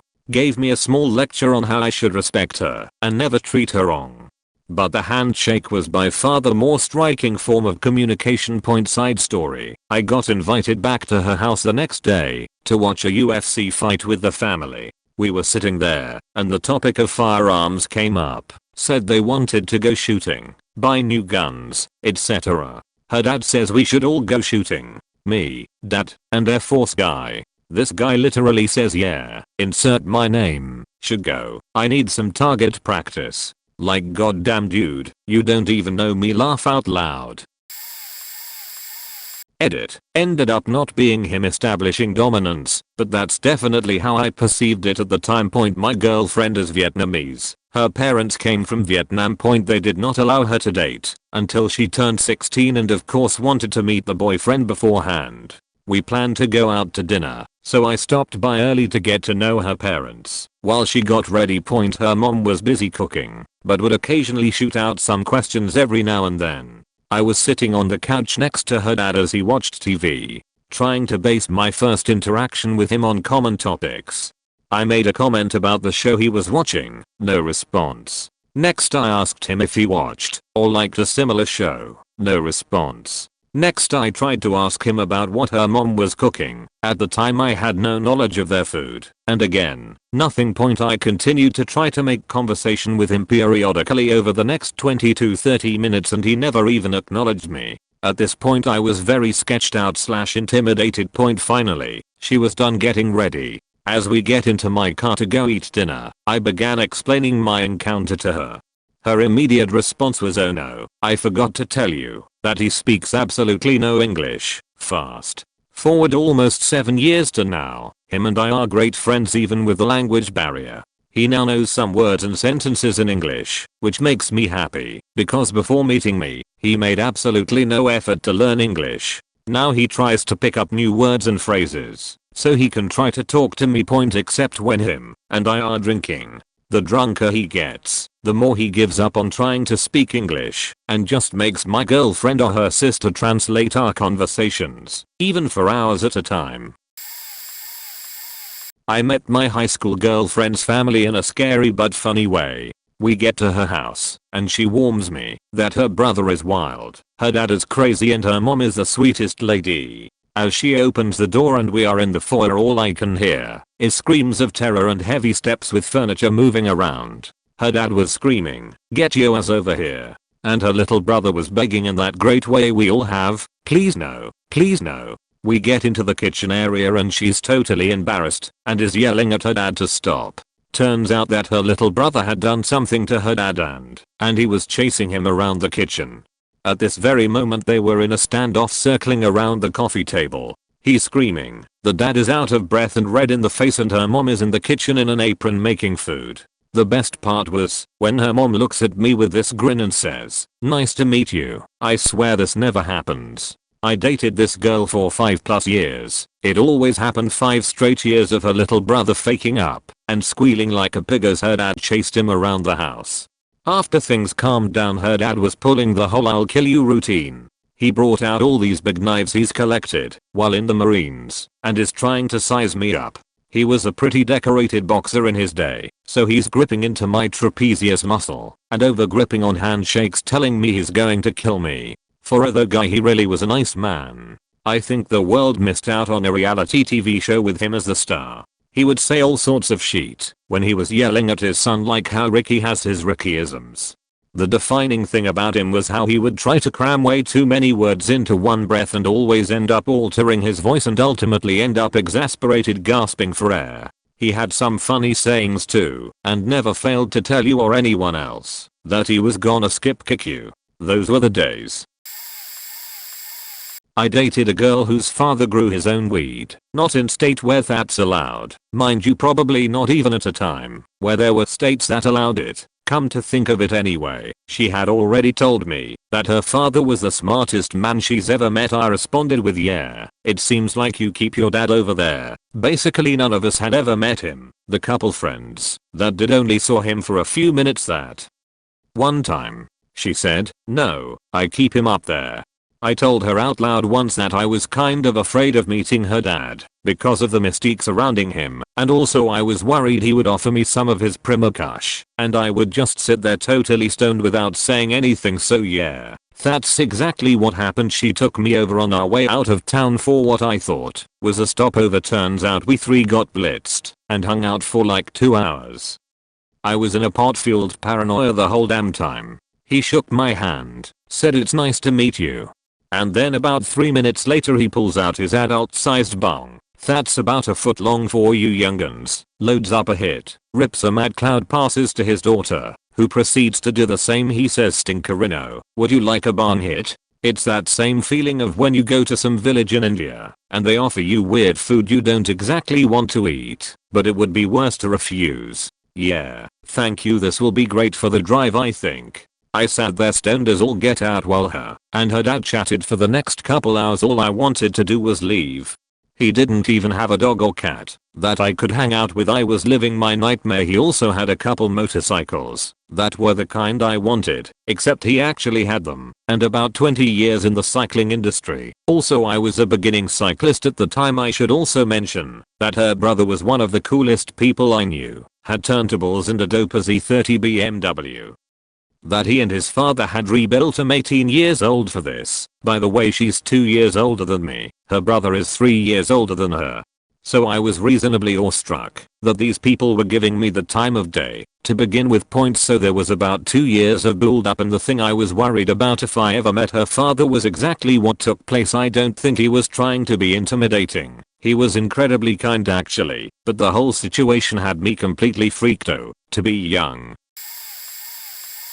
I actually have a faking good one for this. When I was a sophomore in high school, I was an extremely quiet and reserved kid. I never really talked in class and hung out in a very nerdy circle, and I probably wouldn't have ever broken out if I hadn't been sat next to a girl in my Spanish 2 class. We immediately hit it off, and over the course of the year we get along really well, so much so that our whole class saw us together even when we weren't. My teacher was even into it, I think, as we changed seats twice during the course of the year and I always was sitting by her. Anyway, long story short, it gets to like March and a friend of mine spills the beans to this girl that I like her. She likes me too, and I ask her out. She says yes, and we plan our first date for that weekend. Fast forward a couple days to Friday. I'm in my English class, my last period of the day right before the weekend, and we are taking a test. I'm done ridiculously fast and just resting my head down on my desk. All of a sudden one of the student administrators, a large man who helped coach the wrestling team, comes into the room, walks to my teacher's desk, and whispers something to her. She points to me, and he nods and puts his hand on my shoulder, and tells me to go point. This catches the whole class attention and everyone is astounded that this quiet kid is being physically escorted to student services. I leave the class with my escort and try to make conversation, but the dude just isn't helping me out. I assume we are going to student services, but when we pass it and keep walking, the dread in my stomach only intensifies. Eventually I figure out where we are going, the principal's office. The dude brings me into the office, sits me down, and tells me to wait. The principal isn't there at the moment, so I'm left to have my anxiety attack alone. 5 minutes later he walks in with student services guy, and they both stare at me in the doorway before the principal takes his seat across the desk. The student administrator closes the door, but stays in front of it, acting basically as a bodyguard to keep me in the room. The principal takes a long, hard look at me and says, "So I understand you want to take my daughter on a date, You mean blah blah." "Yes, she's my daughter." "Oh. Then yes. This Saturday." "I see." He then turned to his laptop. "Well, I've been looking over your records. Seems like you're mostly a good kid. Thank you, sir. Your sister is someone we will have to keep an eye out on though. Help her get those grades alright." Cue another 5 minutes of me sheeting my pants over this involuntary interview. Just as we are about wrapping up, the principal cracks a smile, as does the student administrator who was still standing at the door. The principal bursts out laughing. "Oh man, I can't keep it up anymore. Thank you, Mr. Student Administrator, for helping out. I'm sorry, New Mornalrus, but I just had to." Turns out my date was the principal's oldest daughter, and news about the weekend plan had gotten around to him and much of the office staff. I was apparently the hot topic of the teacher rumor mill that week, and there was actually a whole ring of administrators and teachers trying to decide what the principal should do to scare me. He lets me go back to class, at which point there's about 10 minutes left till the weekend and everyone's done with the test. My teacher cracks his smile as I walk back in and recount the story to my group, while I'm pretty sure my teacher eavesdropped, who laughed their ass off. Although while I'm still out of it from my recent experience, TLDR, I asked a girl out, and she was the principal's daughter. He called me out of class and gave me an intimidating interview and basically scared me shitless. My first girlfriend had a military stepfather. We also live in the south, so he was one of the very gung-ho hoorah types, always strutting like a peacock and pissing on pretty much anything he came in contact with. He was a helicopter gunner in Desert Storm, so draw your own conclusions. He also anally rapped his stepdaughter for years apparently, which I didn't know at the time. Wonderful guy, really. Haven't ever wished he'd be hit directly in the asshole by a flaming bus or anything. He always did outlandish things in crowds of people to try and dare someone to confront him. At his son's high school graduation, when everyone else clapped and would for their kids, he did his cute little military shout as loud as his tiny gnome lungs would allow. It startled the ladies in front of him, and you could visibly see him looking around to find out who had noticed him. It was pretty embarrassing, even for my 21-year-old self. For me specifically, the first time I met him, he tried to squash my hand with his super manly handshake.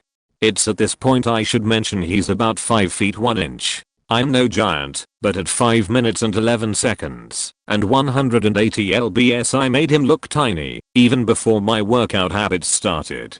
He tried so fucking hard to crush my hand, and I could tell that it pissed him off to no end, that I didn't flinch and wasn't even trying to answer back. I always shrugged off his attempts and played it cool. Found out much later he absolutely hated my guts good. Still not waiting on that flaming to calm a bus or anything. Weirdly, my father-in-law didn't do anything to establish dominance until a couple years after his daughter and I had been living together, but he did it in style. My wife, girlfriend at the time, had bought her first gun as a gift to herself on her birthday, and we went up to see her father and go shooting. He, unbeknown to her, owned a pair of pistols and brought them along for us to fire. We had a great afternoon of bonding. He was a great shot, and apparently in his younger days, spent a lot of time shooting and hunting. N. At one point she had stepped away in conversation with someone else at the range, and her father and I began chatting. I wish so badly that I could remember exactly what he said, but the gist of it was him asking me why I thought he owned his pistols, him telling me it was to protect his family and how important family was and keeping them safe. He then proceeded to pick up his daughter's gun, a weapon he'd never fired before that day, fired off 3 quick shots at our target stand, and shot it in half. Placed the rifle down, smiled, and went to go talk to his daughter. I stood there in awe at how skillfully he had taken that shot, and then my brain went, wait a minute, and I put everything together and was just honored at how much effort he'd put into intimidating me. I wasn't scared, I was just impressed. On the drive home I shared what had happened with my future wife, and she laughed and said he was good at getting his intentions across subtly, and told me that the last guy she'd brought home had been so scared after whatever her father had said to him that he was meek as a kitten anytime her dad was around. I really should call him. We don't talk enough. Oh god, I have one for you. Back in high school I dated this girl. Her dad was very protective of his daughter, so sometimes we would hang out at her house and watch a movie or TV, and naturally this led to some hooking up. Well, her dad walked downstairs one day to see us making out with our hands all over each other. Suffice to say, he wasn't very happy. The next day her dad invites me to go up to their cabin in the mountains a couple hours away to shoot guns and go fishing in a creek. I have a hunting background, so I'm familiar with guns and the proper safety and whatnot that comes with shooting. So I agreed to go. So that weekend my girlfriend at the time, her dad, and I drove up to their little cabin house. Essentially it was exactly that, just a cabin in the woods with some land. We ate lunch, and then it was time for fun. her dad started pulling the guns out. I don't remember exactly what he had, but about 2 handguns, a .22 rifle, and 2 other rifles I don't remember what caliber. Anyway, we set up targets, and he starts asking if I've ever held a gun or ever seen someone shoot a gun. Explained I was a hunter and I go with my dad out every year in deer season. My girlfriend had never shot a gun, so she was learning for the first time. So her dad starts shooting, and was actually a pretty decent shot. Target was probably 30 yards from us. Anyway, he starts getting mad, or impressed at my shots, and challenges me to a competition. He went and pulled out a little speed target. It's like 5 metal circle targets on poles next to each other, spaced out like 3 feet from each other. I was able to keep up with him, hitting all 5 for 2 or 3 rounds. Then he missed one. I was able to hit it, so I outshot her dad. After that he picked up a pole and went fishing. To this day I'm still impressed with how well I shot that day, and I think her dad's plan of being dominant backfired. ELDR ex-girlfriend's dad invited me to shoot guns. I outshot him. He went fishing. My girlfriend in high school had a rather aggressive dad. He was a Navy vet who loved America, beer, and guns, so you can picture the type. On one of our first dates, I went to her house to meet her parents and pick her up. She warned me that he was a bit protective and would probably try to mess with me. For some reason, parents loved me, so I wasn't too worried. When I get to her house, he walks up the stairs polishing his rifle, a move which I kinda expected. Didn't make me nervous, since I knew he was joking. As we go to leave, he says, "Where the hell ya two going?" I told him I was taking her out, and he told me that I could only take her out if I challenged him to an arm wrestling match. What he didn't know was that I loved arm wrestling. I was really good at it and knew the techniques that didn't require significant strength. So, when I agreed, he was in shock. He ends up getting hyped, had a few beers in him, and takes his shirt off. The dude was pretty darn built for 40, so I honestly expected him to be 0 me. As we lock in place on the table, I knew I had the advantage, so I took it and locked my wrist in towards me. He pulled with all his might, but he couldn't budge, mister, and I ended up beating him. Afterwards, he gave me props for being strong for my age, and I earned a lot of respect from him. Ended up being his favorite of his daughter's boyfriends, and still talk to this day, 7 years later. The reverse sorta happened to me. I'm a guy, pretty big at just over 6 feet and broad shoulders. When I was 17, I was going to the same high school as my 15-year-old female cousin. We didn't talk that much, but we knew about each other's lives and social groups in general. She got a new boyfriend who was 16 years old, but he was a scrawny white kid. We are Asian. One day I'm getting fast food with my friends, and I notice that he is with a few of his friends across the restaurant. I tell my friends, and they egg me on to intimidate him. First of all, I'm a really nice guy, easygoing and pretty liberal. I was no tough guy either. I played video games and was an honor student. I never got in any fights and basically just hung out with nerds all the time. But, since my friends kept insisting, I decide that I'll go up to him and scare him point. So I walk up to their table, and all of them are really confused/intimidated as I say, "Hey John, I need to talk to you," and motion my finger for him to get up. He gets wide-eyed and stands straight up, and I take him away from his friends. I then wrap my arm around his shoulders and pull him close and look him in the eye. "Look, I know you're dating my cousin, and I'm cool with that. But if you ever hurt her, or if she ever tells me you did anything bad to her, then I'm gonna have to deal with it." He just stares at me and nods. I'll let him go, and we walk back to our tables. I get back to my table and we're cracking up as I tell my friends what I said. From there, I didn't think much of it. A few years later, I'm chatting with my cousin and the topic of her ex-boyfriend comes up. She tells me that he was scared to death of me afterwards and would always avoid me at school. Since the talk, he was always super careful with her and basically thought I was gonna tear him a new one if he ever made her sad. It was great. Obligatory, not me, not dad, etc. but relevant. My sister lives in New York. She dated a guy for a few years. He was in the States on a student visa, but he had to stop classes for money reasons. He got a job, but he didn't change his visa, etc. I'm a little shaky on these details. Anyway, C's gets accepted to a master's program in Ohio, across state lines. So they have options: break up, spend 3 years doing long distance, or get married. So he gets his green card and becomes a citizen. They chose the last option point because timing reasons and end of year and such. They ended up getting married about 2 weeks later while visiting my family in Kansas for Christmas. By lucky chance, I had secretly booked tickets to visit the family for Christmas as well. So we had ourselves a nice little Christmas movie developing.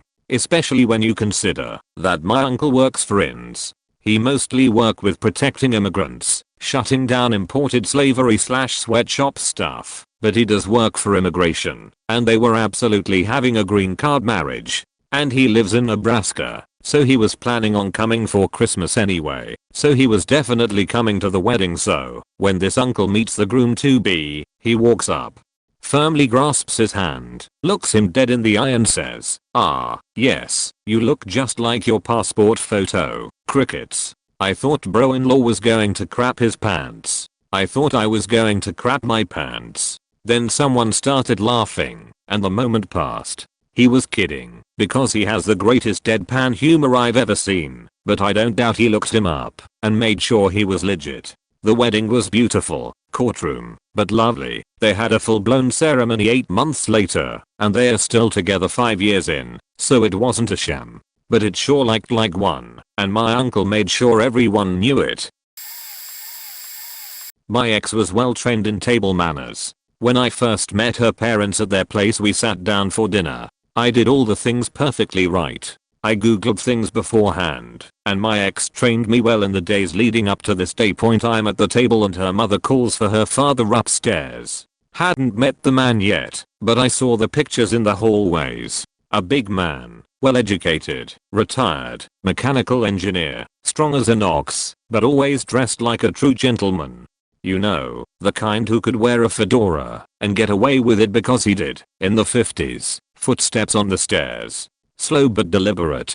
Heavy footsteps. He's coming around the corner in the stairwell, and he wears a pink bathrobe with white fluffy footwear. The robe isn't closed entirely and his thin and still muscular looking 70-plus-year-old body shows through. He looks at me sleepily and yawns with open mouth, introducing himself to me. I get up, but I'm panicking. The napkin was on my knees. It's now on the ground. And as I walk forward to shake the man's hand, I trip over their dog who went for the napkin point. So I'm on my knees in front of this man who, I now see, isn't wearing underwear. My ex's mother walks in as I'm trying to get up, on one knee now, and she bursts out laughing at the scenery in front of her. I get up, and the guy frowns at me. He looks at my extended hand, and quizzically grabs it for a strong but short handshake. I introduce myself to him in a James Bond fashion. Then I change my mind. He's winning. I need to step up my game point, so I go in for a bear hug, which he reciprocates. It took maybe 5 seconds, but it felt like it took 3 years for us to detach. Point anyway. Point we were served wraps. Food you eat with your hands. Things leaking out all the time. My ex wasn't happy about any of this. Her father was burping at the table, picking things out of his teeth with his hands, and using his bathrobe as his napkin point. It was obvious that he was not like this, ever. He's trying to get to me, but I kept up manners best I could. At the end of the night, after playing a game and talking for a few hours, I went upstairs with his daughter, who was still mad at her dad. Point as we walked up the stairs, she checked if her father was within hearing distance. Upon confirming he was, and was watching us leave, she kissed me and told me she wanted to be faked by me. She whispered, "Look at my dad and say you will fuck me," to me. Point so I obviously misunderstood, looked at her dad, and shouted, "I'm gonna fuck your daughter now." The relationship lasted another 3 years before we broke up because she wanted to have children and I didn't. Got on surprisingly well with her dad. Oh, I have a fun one. Was about 18 to 19. Met a cute Japanese girl online, went to visit her. Took a Greyhound because she told me I could visit for a few days. So I get there, we enjoy ourselves, yada yada. So about 5 minutes before her dad gets home, She reveals she hadn't told him I was coming because he'd most likely say no. So suddenly I'm pressured, sweating bullets. I pull myself together and get ready to meet her dad. He comes in and I try to talk in a deep voice and try to shake his hand and whatever, but he doesn't hear me out at all.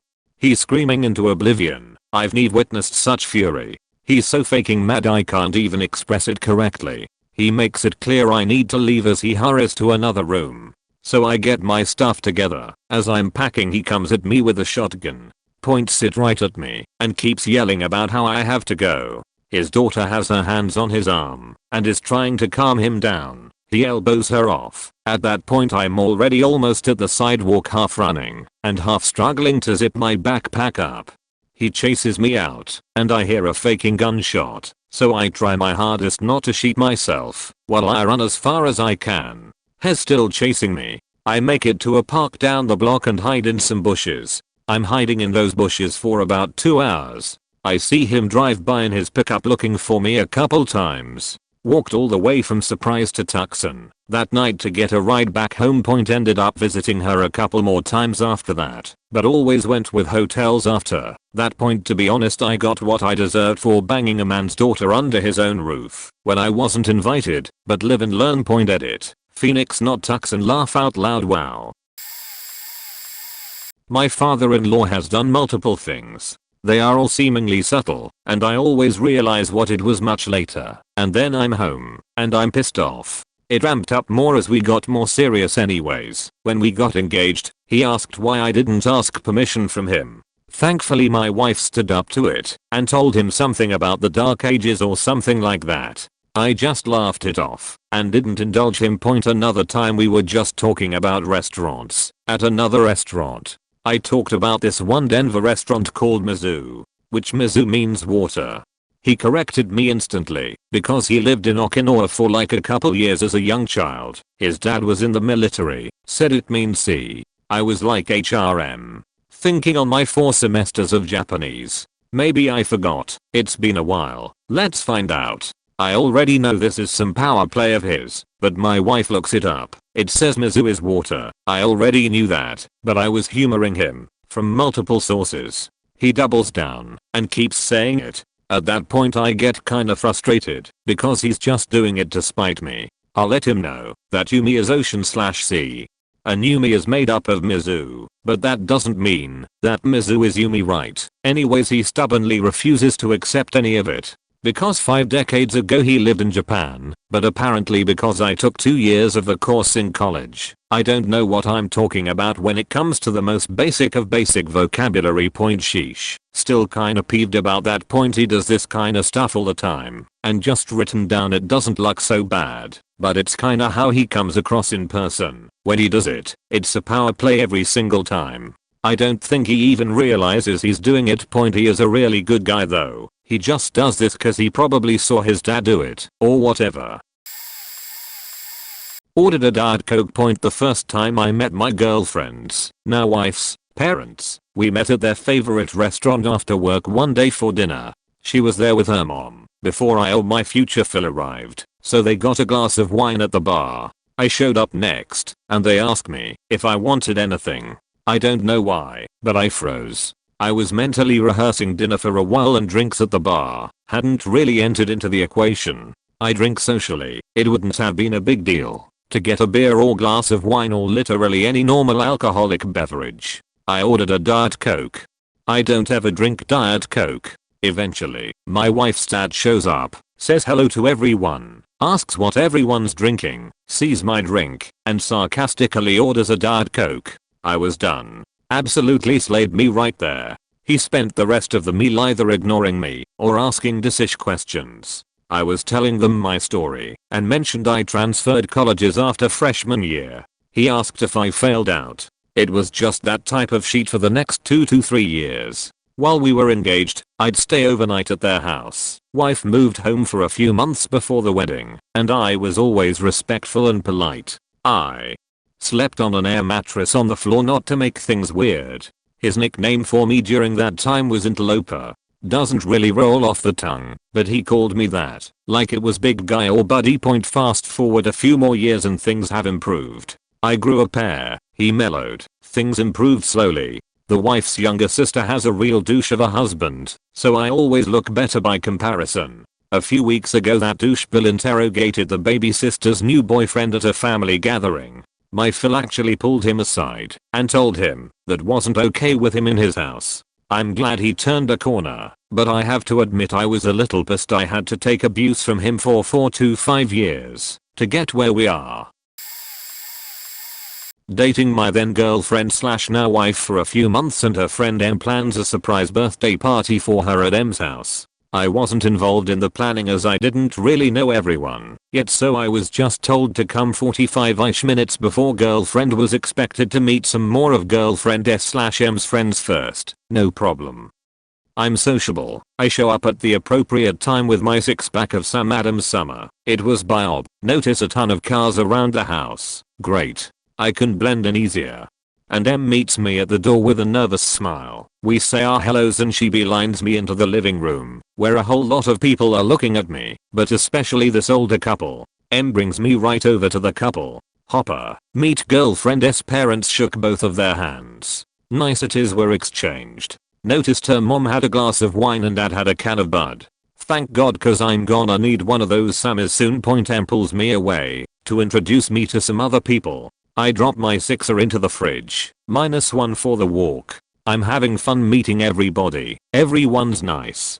Half hour goes by, and I excuse myself to grab another beer before girlfriend's big entrance. I open the fridge and see I'm down a man. Huh. Okay, well, lots of people here. Honest mistake, I'm sure. I grab my beer and we all pile into the living room, ready for girlfriend's arrival. Everyone's shifting around to get a good spot. Girlfriend's parents make their way to the front of the pack. There's a hush point, and I glance over at her father. We hear the screen door opening, and he's looking at me. The doorknob's turning, and he takes a nice long pull from a cold bottle of Sam Adams Summer Surprise.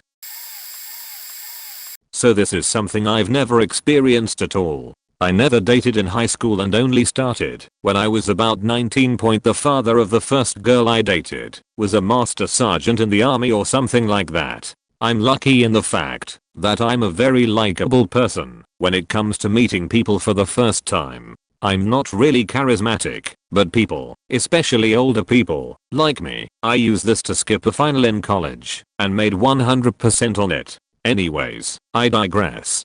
She was building him up to be this huge, scary old man. I met him, and we ignored my girlfriend and her mom for what felt like hours and just talked, and I listened while he told stories. My girlfriend was actually pretty rebellious, and she didn't want her parents to like me. They didn't. Instead, they loved me. I remember her saying, "You asshole, now they are going to ask if you're coming over all of the time." She was great fun, very endearing, and I actually still miss her sometimes. She just had some personal issues that I wanted to help her with, but couldn't, and it was breaking my heart, so I had to call it quits. The second girl I started dating is actually now my wife. We've been happily married for 3 years. Her father is a bit of a brute with the mental faculty of a gorilla. He is shorter than I am and has a tattoo on his forearm and back, and I suppose he thought that would intimidate me. He apparently admired tattoos, because when he rounded the corner, his expression of anger and hate changed to excitement as he saw that I have full sleeves. There he spent the next unknown period of time asking ridiculous tattoo questions. Not me, but a friend. This poor guy was scared of guns. He hated them. He was a wuss. The girl he was dating just so happened to have a father who was in the United States Marine Corps, and he loved collecting guns. One time the dad was going out to this gun range up in the hills with a bunch of his old military buddies, and he wanted his daughter and her fresh meat boyfriend to come with him. This girl was my friend before they started dating.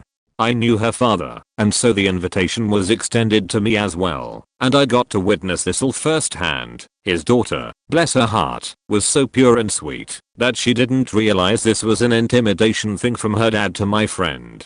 So basically my poor friend, scared out of his mind of guns, got to hang out with a battle-hardened Marine and all of his friends who could kill him from the next zip code if he so much as breathed on her the wrong way, while they all shot their guns, and I got to shoot with them. But it doesn't end there. The Marine wanted him to come shoot guns with us. And his girlfriend did as well. And of course so did I. How could he say no to his girlfriend? More importantly, her father, whom my friend was deathly afraid of at this point after watching him shoot. The first gun that my friend ever got to shoot in his life was a 1911, and it scared the pants off this poor kid. All the other veterans and I just laughed and laughed. But he started to have fun after his first few shots. Eventually he graduated from that pistol into small caliber rifles, and then to even bigger ones until him and his girlfriend were all rootin' tootin' gunslingers together. To wrap up this story, after this amazingly fun day we all went home. My friend decided to do some research on guns, and by extension gun rights. From this experience, in less than a week he went from a criminally liberal to a freedom-loving Republican. MFW, that Marine was so alpha he intimidated my friend into another political party, thus making him the perfect man for his precious daughter. They got married after high school. Not a guy, but a girl. The guy had a crush on Pointer Note. He was 18, and I was 14. I only saw him as an older brother figure. He was convinced he was gonna get with me, ending all of his texts with, "I love my baby" kind of sheet pointy. Once unloaded a ton of sheet onto me, and I realized I had to end this friendship, because I was sobbing on the phone and he wouldn't stop. I realized looking back on it some of the stuff just didn't line up. He claimed his dad beat him with a spiked belt, and that he was bleeding. He said, like the ones at Hot Topic, I almost bought one of those belts. There was no way for them to do that kind of damage. And when I asked him why he wasn't calling the cops, he would insist I needed to know. My dad took the phone and told him, "Call the cops and put some iodine on it. Stop harassing my daughter or else." Jackass called me a few weeks later trying to bully me into helping him despite me telling him what to do exactly to get out of his situation. What he wanted, to live in my house. What I wanted, for him to get the help he needed. He started cursing me out and yelling at me when I told him, "You're like a big brother to me. I don't love you like that." Because he kept saying, "If you loved me." He called me 2 weeks later after the fact and my dad brought my phone to me and hung back. He swore at me, called me a bitch, and that I was frigid. I told him, if he was gonna act like that, to go fuck himself, and hung up. My dad was so faking proud of me. I think the guy thought, because I was pretty well developed for a 14-year-old, that I wasn't actually 14. But I was, and in my state, the age of consent is 17. The guy was trying to groom me. He's a weird guy, so this is a dumb story. He loudly announced several times that I was skinny and frail, mentioned punching me one time. I responded that, if he punched me, I'd be justified in punching him back, and he laughed out loud at that one, and repeated what I'd said to a couple people. 60 seconds later he grabbed me, and started tickling me, so I dug in, and tickled him back, until he quit tickling me and yelled stop. It was the gayest thing that's ever happened to me. He says I'm a good guy. Much different story with an ex. Her dad couldn't stand that we were together, because he was a strict Baptist and I wasn't, so he publicly threatened to kill my. The idiot said the stupidest thing I've ever heard. Brace yourselves, this is his speech verbatim. I don't think I'll ever forget it. And don't ask me to explain his logic, because I think he's genuinely just a stupid man. He's also only a stepdad. Okay, here ya go. Captain Rollerblades. A lot of people misjudge me.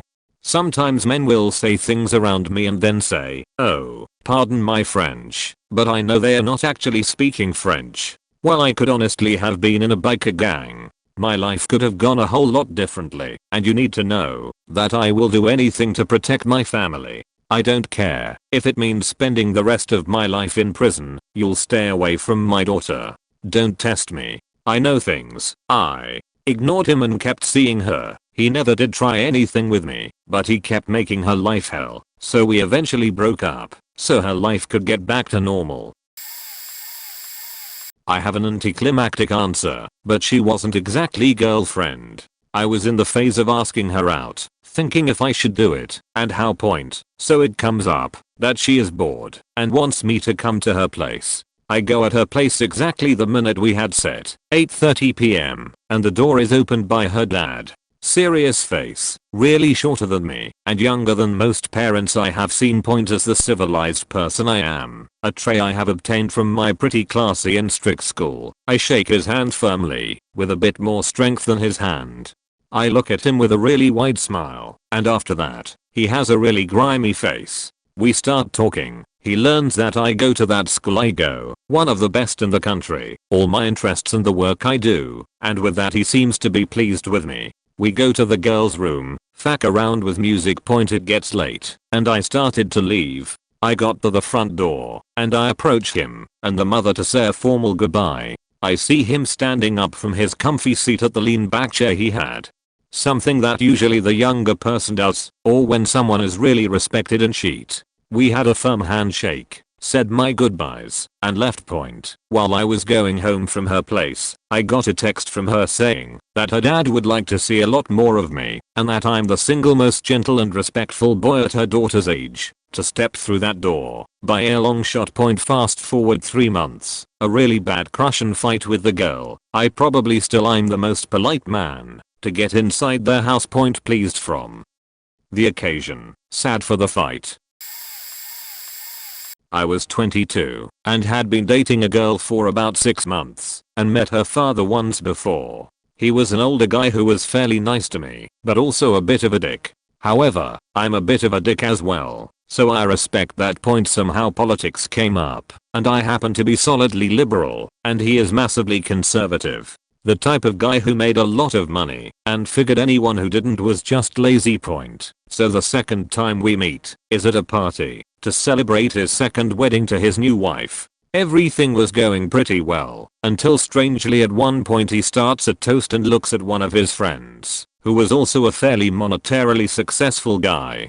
And he says, "Hey Bill, you know, all those liberal hippies in college thought they were so great and thought us conservative guys were so dumb. Well, look at us now, right? All those losers wish they could be in our shoes. Just goes to show we were right." All the while he's just staring at me, and I'm kind of just taken aback and wondering what the fuck was going on.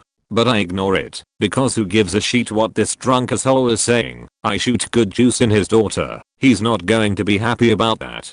So, I just laugh and ignore it. About 30 minutes and at least another drink later, something about tattoos comes up.